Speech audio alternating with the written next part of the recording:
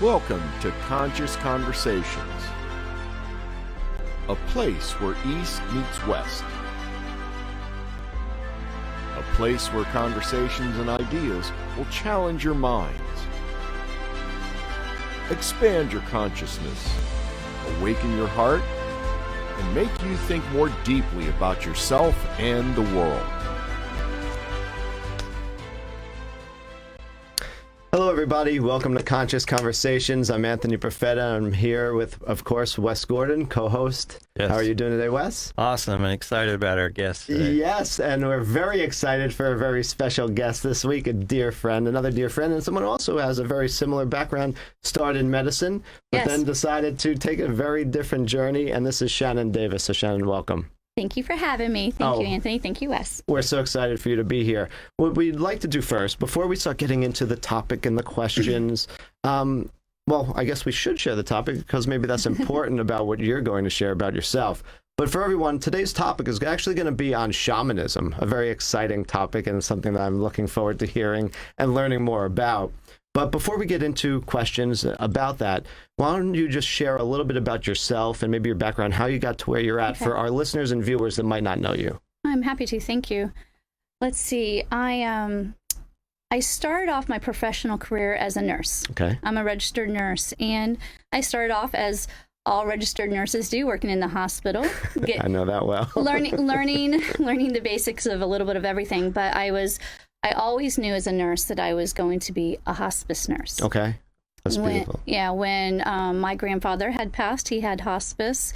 And one of my my nursing instructors was a hospice nurse, and that was really calling to me. So literally to the date of 2 years that I had promised the hospital, I had already had my position secured at a local hospice in Brevard County. And if I was going to continue my career as a nurse, it would definitely be in hospice because I am extremely passionate about that. But along that path of becoming a hospice nurse, I had also always been very open spiritually. Yes. And I got to tell you, the creator, God, the universe, whatever we will call him or her today, knew exactly what they were doing as they helped me co-create my own path and aligned me at this hospice where I had experiences to feel energy. So I started feeling energy. I find Aquarian dreams. Yes. One of my local, my mentor, Sherry Hart, taught me at Aquarian Dreams, my first place of learning. And then I stumbled into a Shamanic Healing Center. Wow. Yeah, so that kind of starts the rest of the story, right? And how long after your journey in medicine was that you found it? Oh, I would say about 2 years, 2 to 3 years, and while I was in medicine. So stumbling into the path of fire, which is the shamanic path, Deborah Willowfire's center in Melbourne, Florida. She's now moved to South Carolina, and I've taken over the work of teaching in Melbourne. But it was intriguing, it was interesting, it was mystical, and I was just open to it. I knew enough not to be afraid, but I didn't know. I didn't know nearly what I was walking into. I just felt called to step in and find out more about it. Terrific. Yeah. That's wonderful. Well, you really created a wonderful center. For any of you that are in the Melbourne area, the Chicana Spiritual Center is a very beautiful place. And what you've done for the community, I think, is very beautiful with what you're sharing and what you're bringing to the community and the community that you're creating. Thank you. So now let's talk a little bit about the topic that we brought up and what you stepped into. And that is shamanism. Yeah. So I know that, I have had a little bit of access with shamanism, simply not through teachers or anything like that, but I was always curious about different paths. And I took a comparative religions course back when I was in college. And I was introduced to two very popular books that sort of brought shamanism to a forefront in the United States. One was by Michael Harner, which is called The Way of the Shaman, and then Carlos Castaneda. And so I know a little bit about it through that. Okay. But I do know that like Buddhism, like Hinduism, like Christianity, there are many different branches of shamanism, just like there are Buddhism and Hinduism. So why don't you tell me a little bit about what shamanism is from your lineage or your perspective, and which lineage that is? Yeah. So Okay, so the lineage that I stumbled into, Right. that my master had spent so many years studying to research to decide which one to step into, I feel so honored that the Creator helped me shift into this. It is the Quero lineage. Okay. And this lineage is in Peru. Okay. Central Andes Mountains, Machu Picchu area. It's a beautiful story of Inca Indians who, thousands of years ago, an elder of the Inca Indians was at the top of the mountain, the top of the Apus, high top of the mountains, and an angel comes to him and gives him angelic rights that open up the spiritual connection between him and the Creator. Okay. So people call this shamanism. Shamanism is a word or a symbol we put to explain energy that really you cannot put enough words to explain. Right. So this Inca elder receives these angelic rights that connect the shaman to the cosmos, to the own healing potential within him, and much more. Now, thousands of years later, let's fast forward to 550 years ago. It was a great time of war. The Spaniards, there were many people fighting and looking for things like, they might have called it the occult, or things that were power. They knew about power and they were looking for it so they could take like a one world domination.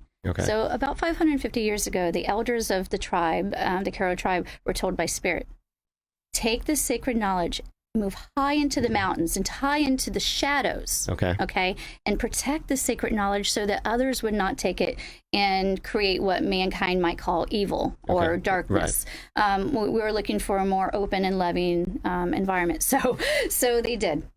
Now, 50 years ago, the Inca elders get another message from Spirit. It's time.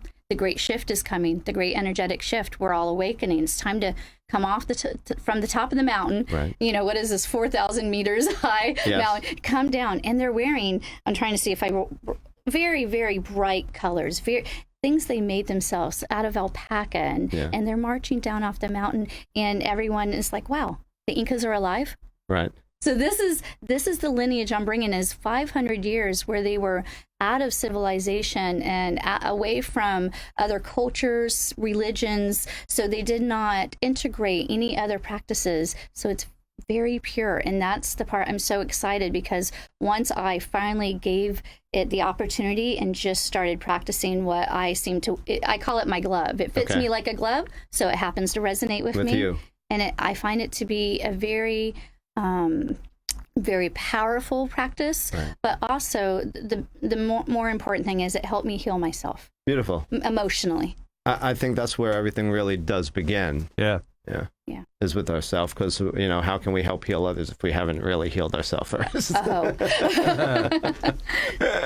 you have any questions, Wes? Did you want to know about shamanism, or? Well, like, how do you determine to become a shaman? Are there certain people that are more, like gifted, are supposed to be that?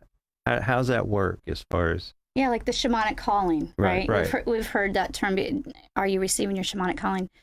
I believe that we are all spiritual beings having a physical experience. I know that's pretty universal message there. So I believe we are all, the word psychic, and we're all gifted, and it's just about tapping into it. Now, shamanism is for everyone, but you're certainly going to have a calling if you're being called into it. Because again, I like to do a lot of word deconstruction with the word shamanism. Get rid of the word shamanism and try to explain best I can the energy of it. A connection with your Creator. Well, that's for everyone, right? A deeper connection with yourself, to know yourself more, to heal yourself. So a lot of times people who have a traumatic experience in life, and they're going through, or they go through a great sadness, which then needs emotional healing. So a lot of times these beautiful people find themselves on a shamanic path because they're looking to heal themselves. And when you heal yourselves, you heal the world around you without even attempting to heal the world around you, right? You just begin to radiate it. So hopefully that answer, the question is like, a shamanic calling may just be you're listening to this radio station today and you think, what they're saying makes sense. I think, that's that could be a calling for any, Buddhist or any religion. That makes sense to me. That resonates with me. Okay. The reason I ask is I've had people come up to me before and say, you seem to be like you're into shamanism or you're a shaman. And I'm like, religion, no, go Bible. I'm not sure what you mean. So that's why I asked the question. And then I'm glad you just said that too. We're in harmony right now because I wanted to demystify that shamanism is not a modality and it's not a religion. The more you learn about shamanism, the more you realize it's attached to nothing other than your connection to the creator. At first, because I have a shamanic school, I put a whole bunch of guidelines in place for them, mostly about safety. Oh, And they're all laughing right now as they're watching. With an organization, you usually have to have guidelines. Yeah. But about the second year of training, they realize all the guidelines are gone. Okay. Because they have a connection to the creator. Right. And God, the creator, is telling them what to do. You're just listening to the creator. Gotcha. Beautiful. But it's perfect place to stop. I think we need to take a quick break here, but thank you so much for sharing what you have so far. We look forward to continuing this conversation, so stay with us. We'll be right back after these messages. Welcome back to Conscious Conversations. We're here today having a great discussion on shamanism with our guest, Shannon Davis, and we look forward to continuing this conversation now. Something that came up while you were talking, at least in my mind, was you were talking about this label of shamanism and how try to, step away from that idea of maybe having this label because it's not really a religion or anything like that. But I'm curious in terms of the Peruvian lineage that you're specifically talking about. Did they have a specific name for the practices that they were doing, in the sense that, like, the word shamanism, the etymology of it, actually comes from the Serbian language and Asian cultures? And like in Tibetan Buddhism, I know that was a mixture of Indian Buddhism with the shamanistic sort of practices of Tibet, and which is why Tibetan Buddhism is a little bit different than Indian Buddhism. They're much more ritualistic. They use the purba, they use all of these sort of things. And I know, like in the Aboriginal traditions of Australia, they call their medicine people or their shamans, they call them clever fellas. And so that's beautiful. Because I think don't hold me to this, but I think shamanism in the Serbian language actually translates into the one who knows.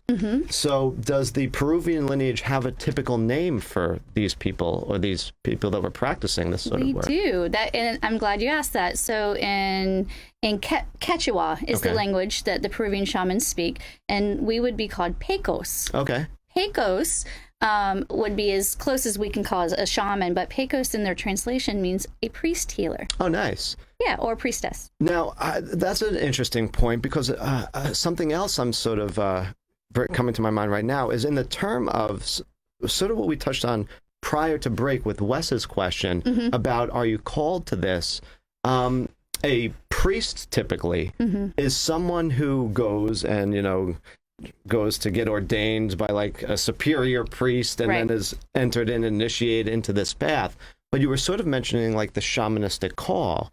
And I know that in some traditions, you actually are sort of not initiated in by somebody higher, but you like sort of have had an experience that now puts you on the path of the shaman, or allows you to enter this shamanistic practice. And I know that there are some traditions of Asia specifically where it's more like you're born with the sign. So like if you're born with like a sixth finger in some Asian cultures, that means, oh my God, this is a divine sort of child, and they're set on the shamanic path. So is the in the traditional Peruvian lineage, would it have been a call, or would it have been that they were initiated through like maybe a father or another priest who put them on the path? The answer is kind of all of the above. Okay. It's still looked at as a sign if, like you said, like if you had a sixth finger. But let's understand the energy behind why these, these extra phenomenons happen to us as a human. It's about emotional healing. Okay. So you're living a life that is not necessarily accepted by others. and you're going through some kind of turmoil about it. Right. Yeah, maybe people are, through the experience you're having with another person, that you are feeling denied by society. You're feeling sad. You've taken on emotions of heaviness from this. And this is the shamanic calling, is you have taken on so much that you need to release. Right. And you need to release to the point that you no longer, it's more about not about how that person made you feel. It's about how you feel about what that person is saying. Right. How we're filtering our perception of what's actually being said. Yes. Yes.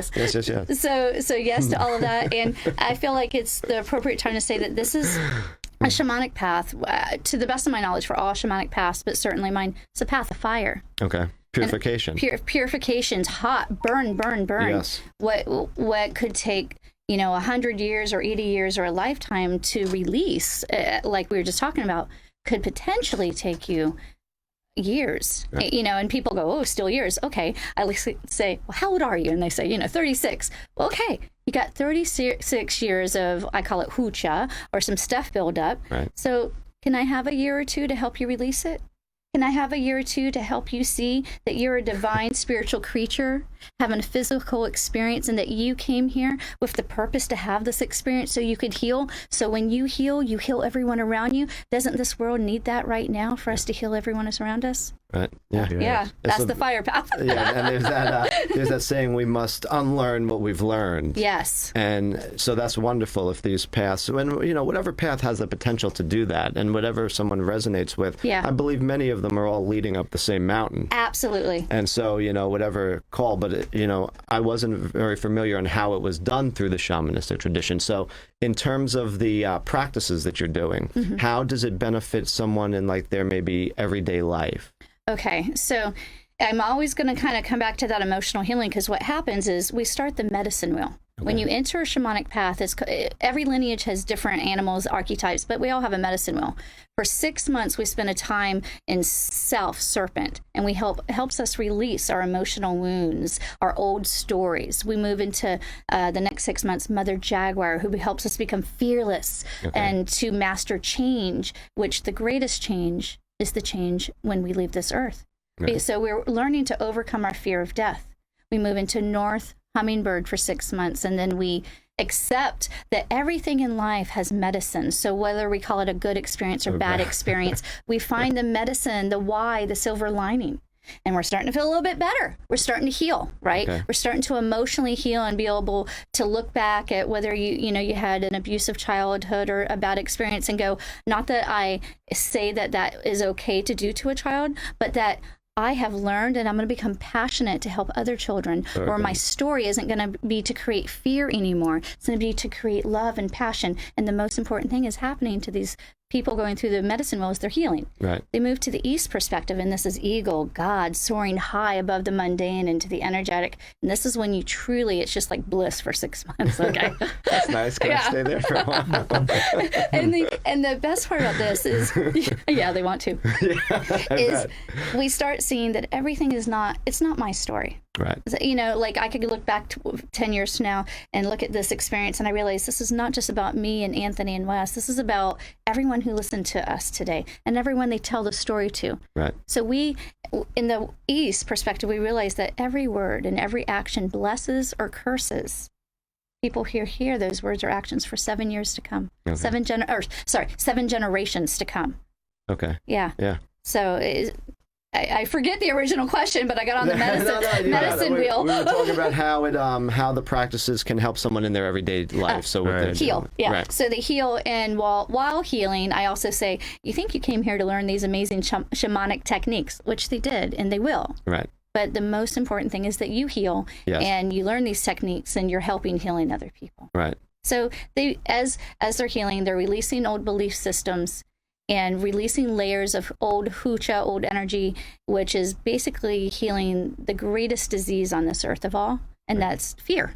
Right. We so how can a path of shamanism help someone is you're going to heal, right. and you're going to heal fast. And I can't say it's necessarily the easiest thing to do, but it's passion.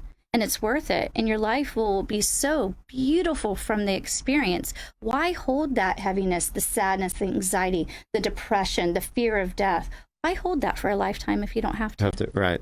And something else you touched upon is, these experiences that we have, whether we recognize it as, or think it or label it as bad, as maybe a abusive childhood or something like that, it actually gives us the experience to then help others who are going through that once we've healed ourselves from that, to help them. Because how can we relate to somebody if maybe we didn't have that experience?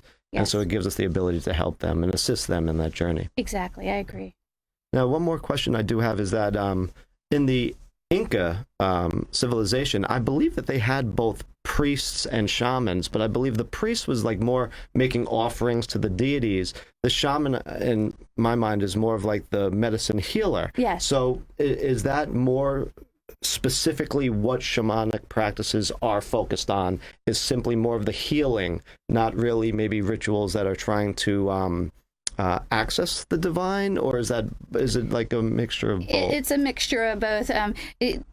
What does a shaman truly do? A shaman works with the energy of the cosmos and the earth. Probably one of the biggest myths or things I like to help people with is I hear, isn't shamanism an earth modality? Okay. It's not an earth modality. It's not any kind of modality. It's a connection with the cosmos, with the earth, with yourself, with the creator, with all energy, the energy in this microphone. Right. I want to have a connection with this energy in the microphone. So, so that whether we're the priest or the priestess healer, we would also be the ones, they would call us the day keeper. The part that is you're referring to as the priest, the one who keeps the great altars. Okay. It's in Peru. It's a little different than America, obviously. Even though we've brought Peruvian shamanism here, you can't help but, even though I try to teach 100% authentic as I've been taught, I'm still an American. Right. It's still going to be Americanized. So I hope I answered everything. No, you did, and it was so much fun today. But unfortunately, I think we're out of time. Okay. Oh, but hopefully, you'll come back and maybe we can continue more of this, because it's a very fascinating subject. And I know we only touched on maybe about that much. This was great. Thank you. Well, no, thank you so much for being here. I truly appreciate it. Thank you. Thank you. Thank you, Wes, as always. And of course, thank all of you for listening, for watching. We appreciate you. Please, if you like this, the best thing you can do to support us and to support this channel is to share it. So share it with your friends, and also add your comments of what you thought about this, or what questions you have in regards to shamanism and what you think about it. And if you have any questions, we can, always send them over to Shannon and get them answered for you. But thank you so much. We love you, and we hope that each and every one of your days is filled with an abundance of love, happiness, and peace.